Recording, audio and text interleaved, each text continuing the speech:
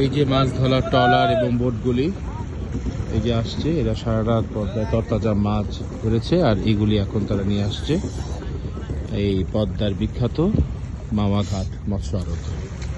সারি সারি শত শত নৌকা, সবগুলি নৌকায় কিন্তু নদী তাজা মাছ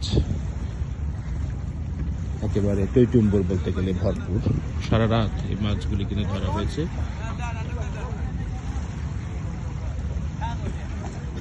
এই মাত্র একটা ট্রলার আসলো, ট্রলারটা ভর্তি কিন্তু মাছ।